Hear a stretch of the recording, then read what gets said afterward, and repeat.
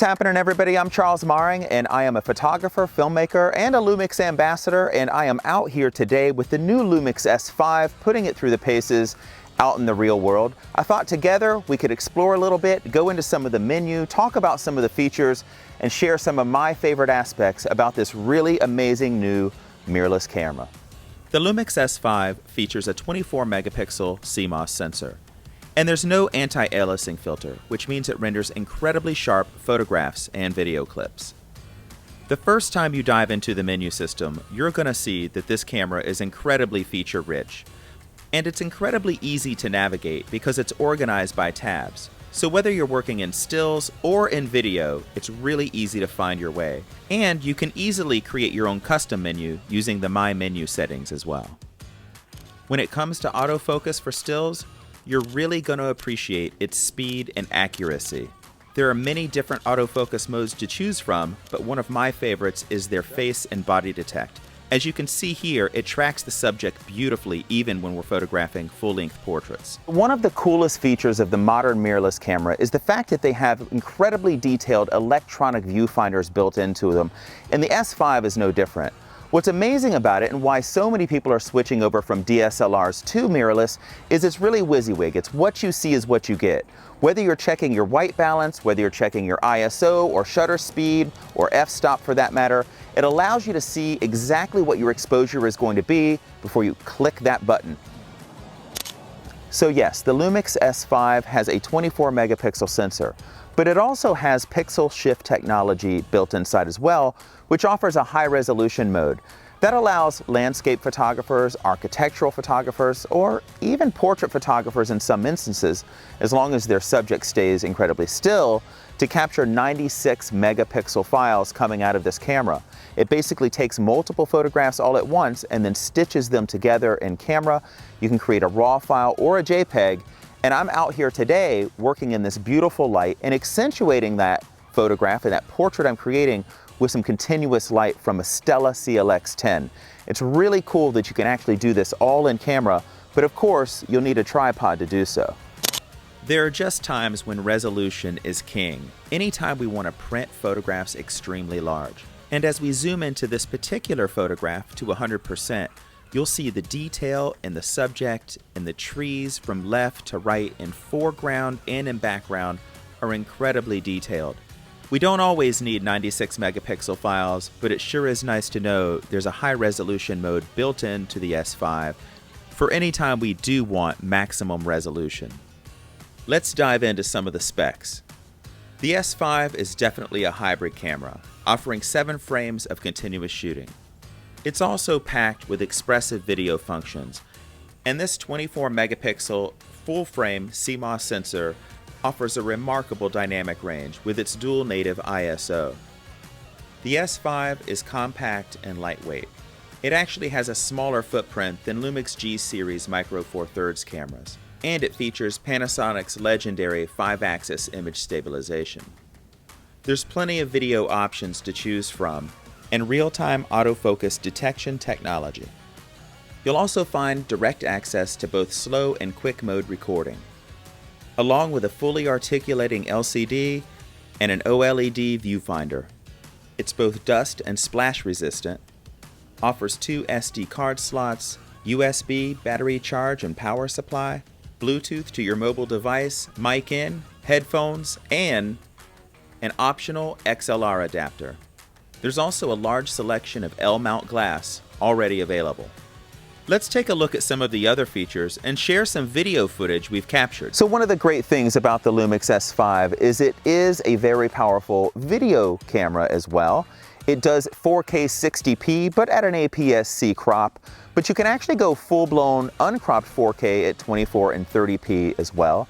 I love that it's a smaller, more lightweight camera than the other S series of cameras from LUMIX, and that means I can get out on a gimbal and have it not weighing me down overly heavily all day, and there's a flip-out screen which makes it easier for seeing your footage or flipping it into selfie mode. You can work in 8-bit if you're doing long-form recording, meaning a wedding ceremony or an event that requires you to record more than 30 minutes, and there are no overheating problems whatsoever regardless of how you film on this camera. There's also a 10-bit mode, and we're out here today in the woods testing out its vlog performance in both 8-bit and 10-bit modes. I'll put the information in text below of when I'm shooting what. But you can take a look at this footage and see that it's really clean. I'm working at ISO 640, and tonight we'll get out and test the dual ISO as well and push it up to 4000 and see how that performs as well. So highly powerful video camera that's going to be on par in terms of the look of the S1H or S1 full-blown vlog, which is going to also have the same maximum dynamic range that you would get out of their highly acclaimed cinema cameras like the VariCam. Having a full version of vlog is a beautiful thing, because in moments like this where Jennifer's walking through the woods and it's a very contrasty scene where sometimes she's in the shade and sometimes in full sun, it allows us to have a little bit of forgiveness on exposure and the ability to grade it any way that we like later in post. Also, on another note, I'm using the face and body autofocus mode on the LUMIX S5 in this particular situation, and it seems to be keeping up just fine. This is an exciting improvement for LUMIX, and I can't wait to put this through the paces more. The 8-bit footage at 24p looked fantastic, but now you're actually witnessing 10-bit footage at 4K 60p. It's actually very difficult to see the difference. However, I did notice just a little bit more detail in the highlights when I was working in 10-bit mode. Truth be told, I hardly felt the difference between working in full frame or working with the APS-C crop. The 60p footage was graceful when slowed down, and all I know is both 8-bit and 10-bit footage looked really great to me. It's nice to know the ability to work in 10-bit is there, but it's also nice to know I can work long form for weddings and events and work in 8-bit mode when I need an unlimited record time. So one of the great features about the LUMIX S5 is that it does have dual native ISO. Earlier we were working at 640 ISO, and now we're pushing it all the way to 4000, and it should render a really clean file out here at night. The other cool feature that I'd like to bring up is the fact that it does have a red record frame around your actual image on the LCD and in the LVF inside, which means you know when you were recording that you were actually recording. So now we're filming at ISO 4000 utilizing the kit lens. That's a 20-60 3.5 5.6 lens. The beauty of being able to push all the way to ISO 4000 with the dual native ISO is that yes, even lenses like a 3.5 5.6 lens outdoors at night on the city streets really works out just fine in terms of the amount of light. The autofocus and subject is being tracked utilizing the face and body detect mode, and it seems to hold up really well with this particular lens. In terms of color, yes, we're working in Vlog in 8-bit mode here, and I've applied the Panasonic Vlog LUT.